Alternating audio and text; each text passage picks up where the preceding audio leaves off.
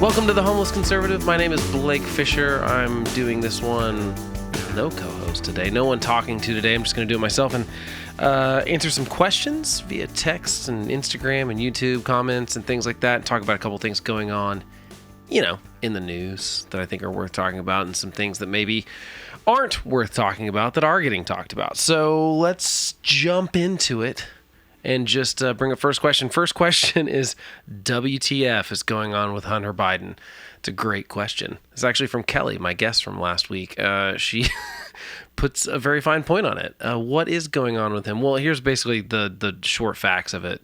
Well, maybe these aren't all facts, but here's kind of the gist of what's going on. Hunter Biden, the DOJ sort of reached this plea deal with him. I don't know if it's really a plea deal so much. I guess it sort of is. There's two specific kind of charges. One is tax evasion, because Hunter made lots of money for no reason other than his last name over the last decade or so, and for serving on oil and gas boards in Ukraine or selling art. He started being an artist, and miracle of miracles, selling paintings for $500,000 a piece. I mean, he's so talented. He's a very, very talented guy. Probably has nothing to do with the fact that his dad was vice president at the time, or now president. I'm sure none of that's actually the reason that people are buying these paintings, almost totally anonymously. Probably has nothing to do with that. But either way, he neglected to pay the taxes on it. Believe it or not, it is legal to be the president's son and sell art for an extraordinarily high amount of money to anonymous people, but you got to pay the taxes on it. I mean, IRS is going to come after you if you don't do that. So essentially, there's kind of two misdemeanor charges that he's being charged with.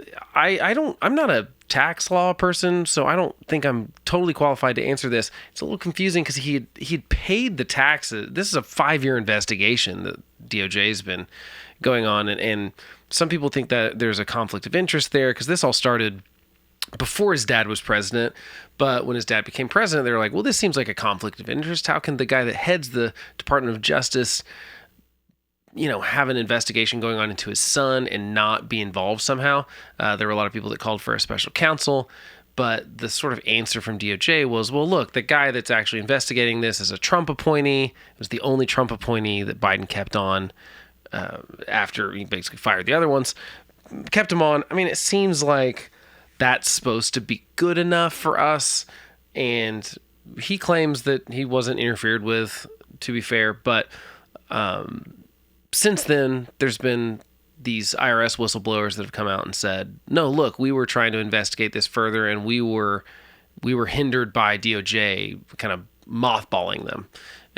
And so there's a lot of information we don't know right now. These whistleblowers went through sort of some of the proper channels, have done some things maybe not the way, but they claim that they tried to go through their proper channels and were essentially shut down. And so we don't really know a lot about the whistleblower stuff. I don't feel like we know enough yet to definitively say that something was definitely wrong here. This could just be, you hear, look, every cop show on TV has these plot lines about, jurisdiction and fighting over who gets the. So, I mean, it could be that. It would not surprise me at all with the DOJ's behavior over the last, several decades, if they were trying to get Hunter a sweet deal because his dad is their boss, technically. There's just some weird workplace stuff. Imagine that for a second. If you had a job to do, any job in the world, but it required you, for part of it, to potentially do some harm to your boss's son. How would you do that job? Well, it seems really hard, which I think Biden could have done a much better job here of actually stepping back from this and making it crystal clear that he has nothing to do with interfering with this investigation into his son. Hunter Biden is obviously a super troubled, is the nicest way to put it, guy. This is a guy that was definitely addicted to crack, self-admittedly, doing incredibly terrible moral things, and you feel bad a little bit for Biden because it's his kid. like, I get that. Like, I'm going to love my kids no matter what, but does put them in a pretty tricky position. And I think that it's unfortunate. Look, like, drug addiction sucks. It's something that affects a lot of people, and it's worth having sympathy for people that have that in their family. I know I've dealt with it personally in our family, and it's not fun. And so I don't begrudge Biden for having to deal with it, but I do think he could have done a better job at recusing himself and his Justice Department from it. The gist of the deal is that he gets kind of a slap on the wrist for the misdemeanor tax evasion stuff, and then the gun charge. Because here's the other thing: is that, you know, he self-admittedly was a crack addict, essentially, when he purchased a weapon, a gun. And on the background check form that you fill out in case you've never tried to purchase a gun, on that form, you have to basically attest to that you are not addicted to drugs and several other things, like you don't have a criminal record that prevents you from purchasing one. You don't have an aggravated assault charge or a restraining order for beating your wife, things like that. And he obviously lied on the form because he admits he was a drug addict. It falls in line with when he purchased the gun and on a federal form said he wasn't a drug addict. So that's the lie he got caught in. And that is a sort of a pre-trial deal that he made that basically said he's going to stay off drugs and do some sort of pre-probation. It's like probation, except that before you're tried. Not something I technically heard of. One interesting tidbit about it is, like, it's the same situation that you might have heard. Oh gosh, I'm going to get the details wrong on this, but there was a literally 6-year-old who shot his teacher, and the mom is being charged with a gun crime, essentially, for having the gun be that accessible to her kid to be able to take it to school and shoot the teacher. And so it's a similar situation that she actually is seeing, is that it's like all right, if you do X, Y, and Z, we won't bring criminal charges against you. This doesn't happen very much at the federal level from what I've read on some of the legal people that I pay attention to. So it's a little bit strange to me, and it seems a little sweetheartish. I posted a thing on like a short or a reel on the Instagram and YouTube, and about how, yeah, it's a pretty sweetheart deal in that he doesn't really get any real punishment for it. And we'll talk about the ironies of that in a moment. But it really is a rare charge. It really is. We've got lots and lots of criminals that try to purchase guns through the legal method, which is very strange to me. So I brought up the point in that short little clip about how I think it was the Government Accountability Office, which is just a hilarious title, because I don't know that anyone's really keeping the government super available or super accountable. But they basically did a study where in 2017 they found 112 cases of criminals. So these are people that were not allowed to own guns, either with like felony records or normally it's felony records or misdemeanor charges for domestic abuse that prevent someone from buying a weapon. And there were 112,000 cases of people filling out the federal background check and essentially lying on that form, knowing that they weren't allowed to purchase a gun, but trying to anyway. It didn't have anything in the study about how many of those people actually got weapons, but it is true that they only investigated about 10% of them, like 12,000 of the cases, and they only brought charges in 12 of the cases of the 112,000 situations where you've got a criminal who signed a federal form lying on it, saying they were allowed to purchase weapons when they weren't. So, and this is a thing that carries a 10-year sentence for the first offense, potentially. So it's something that we, by the letter of the law, say we take seriously, that we don't want violent criminals to have access to guns, which is absolutely the case. And keep in mind that of these, I think I've got the stats somewhere. I'll try to find them.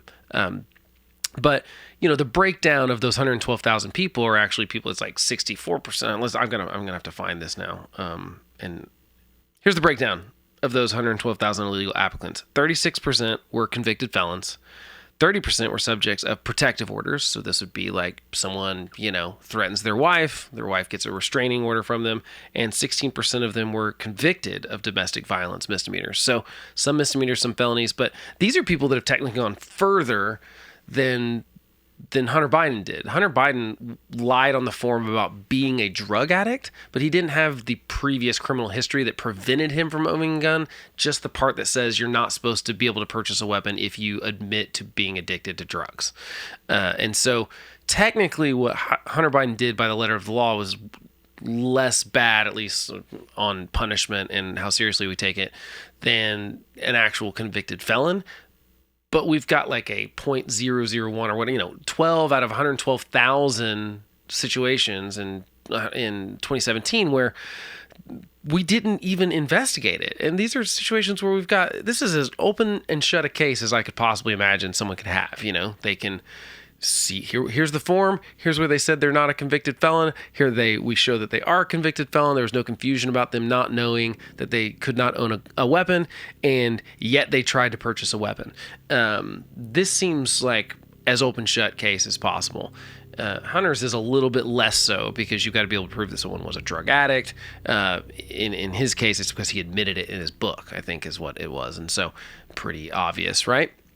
Well, we just don't take that very seriously. The irony, of course, in all of this is that Joe Biden talks a big game on guns. I think around the same week that this all came down the pipe with Hunter, he was talking about how, you can add a brace to this pistol and it turns it into a rifle. And I mean, he was making no sense, doesn't know anything about how guns actually work. But he talks a big game about like wanting to take people's guns away or keep guns out of criminals' hands. And here's his son, who he claims, at least in the past, did nothing wrong.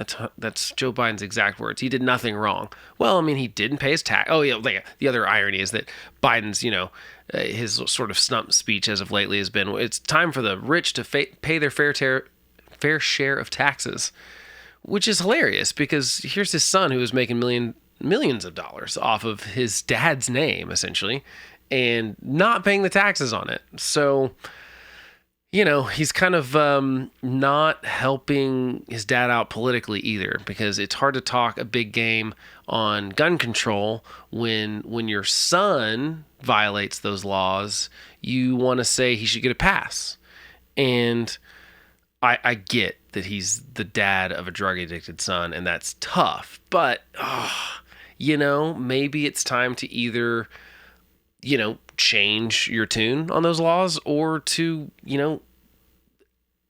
we've got to provide equal protection under the law. And to me, the problem with the justice, not just department, but the justice system, is that I think most people think that the elite, and elite here means, you're Hunter Biden, you are certainly wealthy because you're trading on your father's name. You're the son of, at the time, either, a longtime senator, vice president, or president of the United States.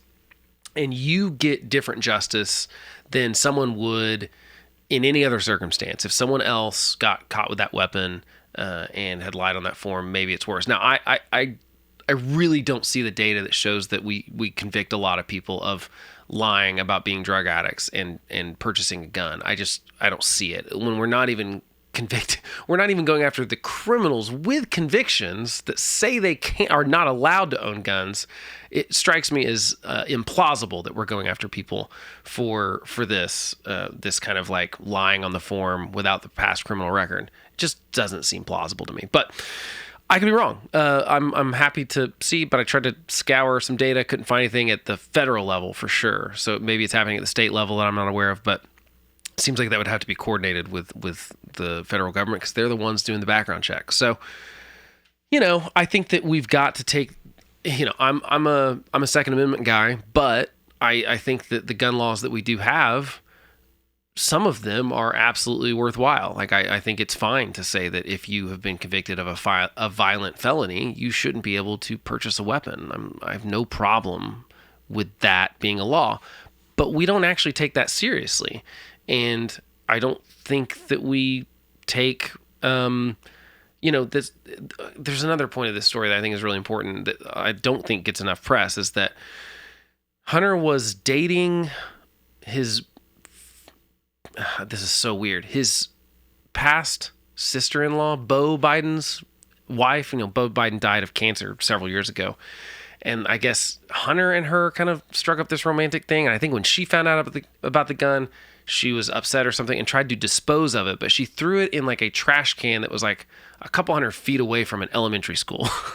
So, like a dumpster, I think. And so that's also incredibly negligent and very dangerous. And obviously anyone could have like grabbed that gun. And that makes it kind of worse in a way that was the solution. There's plenty of places where you can turn your guns in if you don't want them anymore. You can sell them, you can give them to someone, you can take them to a police department and they'll destroy them if you want them to.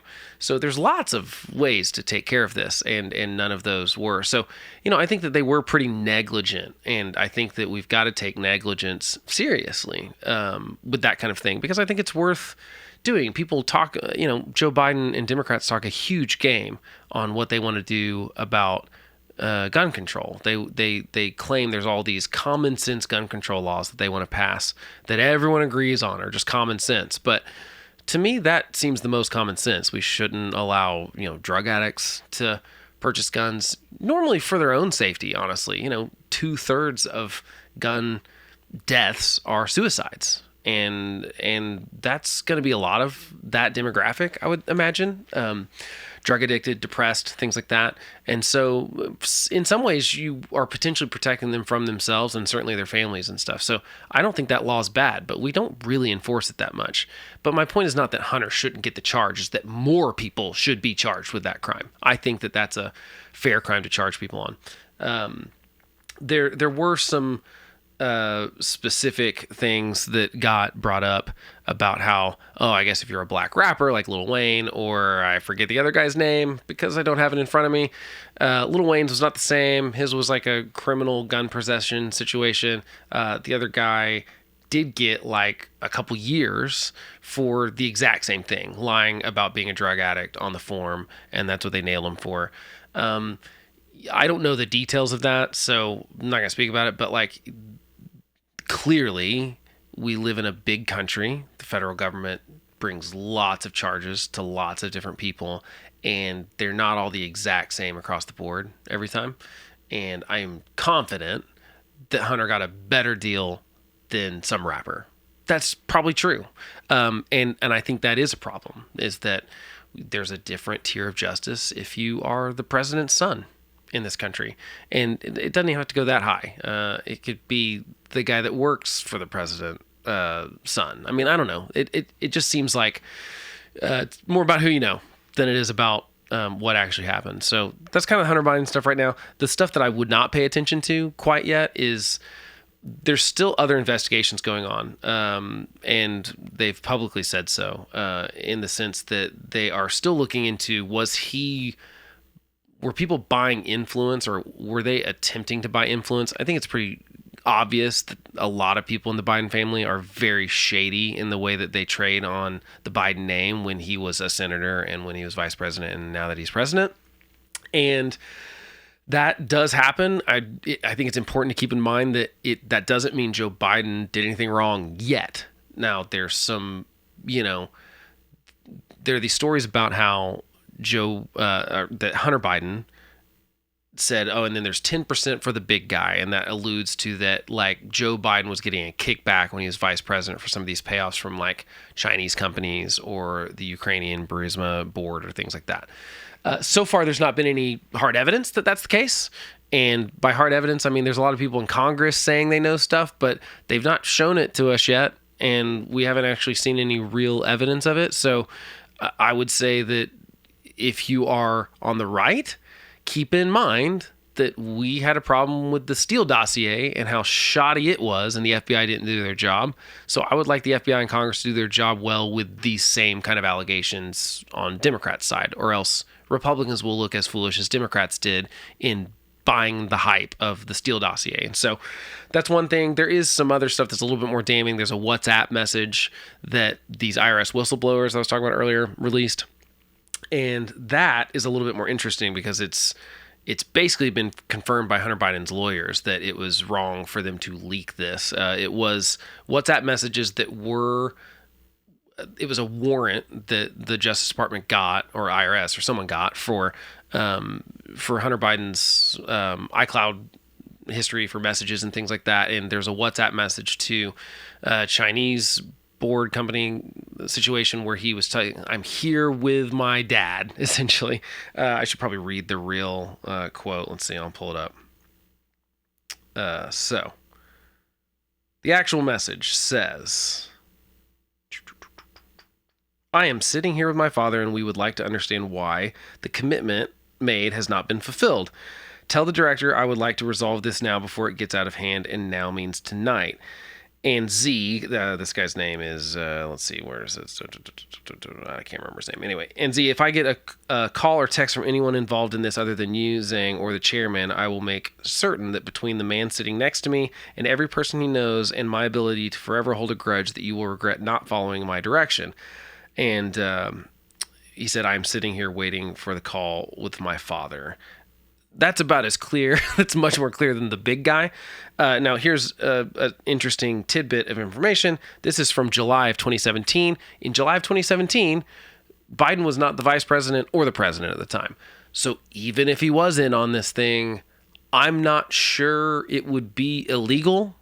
Now, is it shady? Is it wrong? Yeah, probably. But lots of politicians get rich for lots of what I would call morally blurry, we're really blurring the lines here. I mean, you got to go back to the Clinton Foundation. Clinton, when she was Secretary of State, the Clinton Foundation received gigantic donations from all sorts of foreign nationals. And while it's illegal for her campaign to receive donations from foreign nationals, they can give to the Clinton Foundation. It's a charity, right?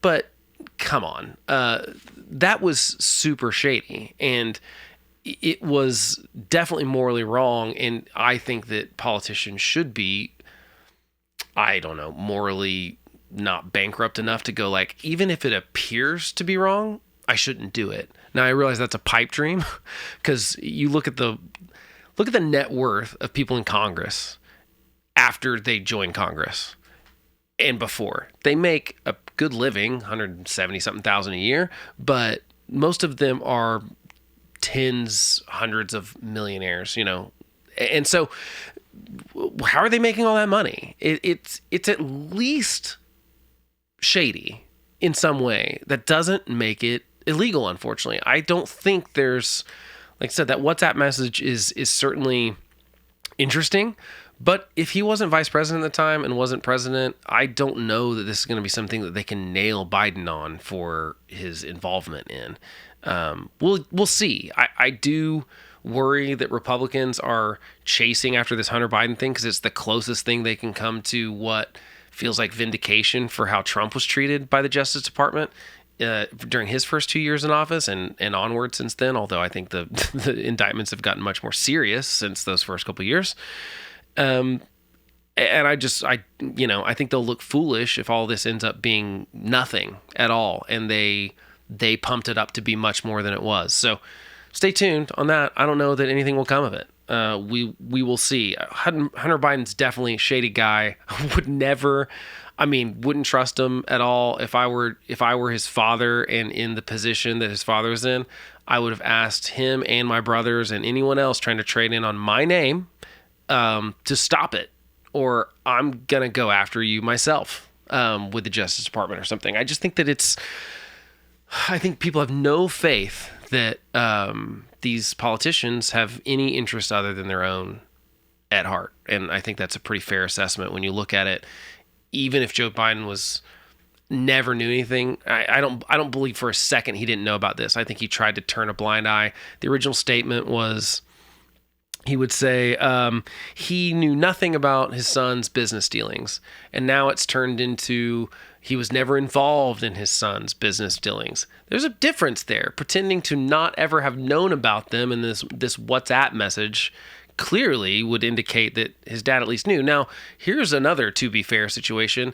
If Hunter Biden is a drug addict, a crack addict, smoking crack every 15 minutes, I don't believe that we should believe that because he's telling some Chinese guy that his dad's sitting there in the room with him, that his dad's actually sitting in the room with him. We don't know any of that for sure. So I think Republicans should tread lightly here, because I don't think it's some sort of slam dunk smoking gun situation that we have. I think it's actually pretty weak currently, but we'll see what happens. Okay. So that was a really long-winded way of saying that's WTF is going on with Hunter Biden. Kelly, I hope that helps. Okay. So let's talk some about some other questions that we got. Okay. So let's see. We've got...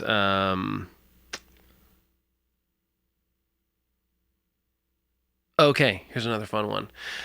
I want to talk about conspiracy theories for just a second. I feel like the right is generally more susceptible to conspiracy theories than the left, but the left is very much gone all in on some conspiracy theories too.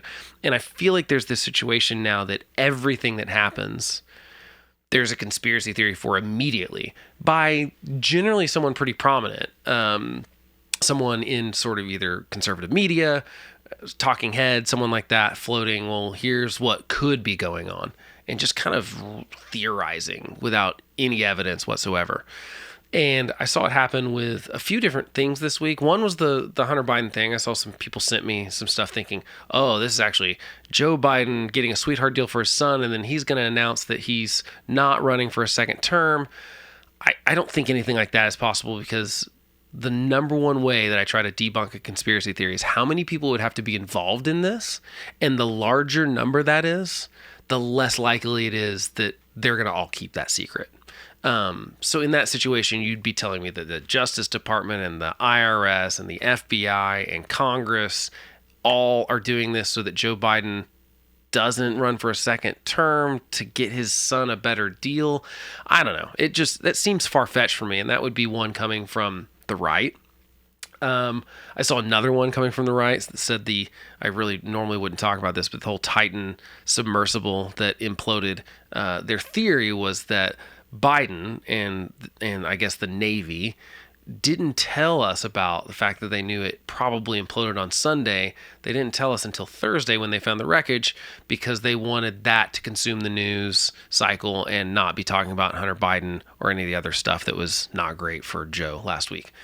I also don't buy this, because you're telling me the Navy and the Coast Guard and all the people searching and the Biden White House and all these people kept it under wraps so that the news cycle would be more favorable to Joe Biden.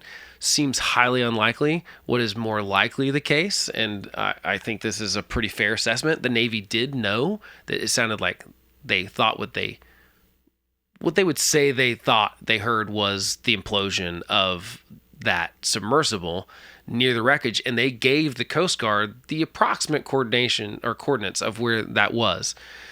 We know that they would not tell them how they knew or how they heard it, because they did not want to reveal the technology they were using, because I assume it's used for things like finding Russian nuclear subs. So they didn't want to release, goes back to the classified information talks, is that they can't reveal that source. They can't go, hey, we know that this imploded over here at this time, exact pinpoint location. They don't want to reveal that information, because if they reveal that information, they let our enemies know what kind of technological capabilities we have for no purpose whatsoever. These people are already dead. It'd be different if we could rescue them, I think. But in this situation, they're going to go, here's the approximate location we heard it. They're going to tell the Coast Guard. The Coast Guard was kind of primarying the search. And they knew that they would get them in the right direction to find them. And that's my guess. That makes more sense. This goes back to like an Occam's razor kind of situation. What's the most likely explanation for this? That's probably the explanation for this. We don't have to go down to the conspiracy theories of like, oh, this is Joe Biden trying to get good press. No, it could just be that the Navy doesn't want to reveal the technology they have to detect Russian nuclear submarines. That's probably a better explanation of what's going on. That's my opinion anyway, but I just feel like we jumped to this thing. So my advice would be, as you like consume news or listen to things, is if someone's just randomly guessing what the situation is and going like, well, this could be the situation. That's fun sometimes. Like this past week when we had this crazy thing go on in Russia, where the leader of the Wagner group is like marching toward Moscow, and then it just dissipated. And there's all sorts of theories about what's going on because Russia is a country that doesn't tell us the truth very often, and we know there's more to the story than what we're really hearing. So that kind of leaves, that's all there is to it, is what people can theorize is what's going on. And so that's a situation where it's necessary sometimes. But with a submersible going underwater, it's like, what do you think Joe Biden planned for that thing to implode so that he could cover? No, I don't think that any of that happened. I don't think the Navy is in the business of running comms and press for the president necessarily. Just doesn't make sense to me. And you'd have so many people involved in covering that up that it just takes one of them to want to make a paycheck, going to a cable news station or a journalist and saying, hey, I know what really happened. And so I wouldn't necessarily believe that stuff when you hear it. That's kind of my thought. All right. Let's see what else. Let's see. That's pretty much it. Those are the questions I got this week.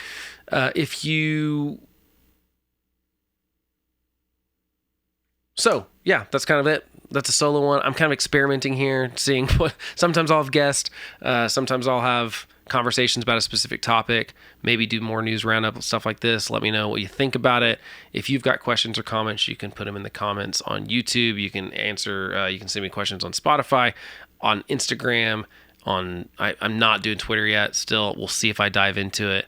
You can also just email me at blake@thehomelessconservative.com. That's it for this episode. Thanks for joining me. I'll catch you next time.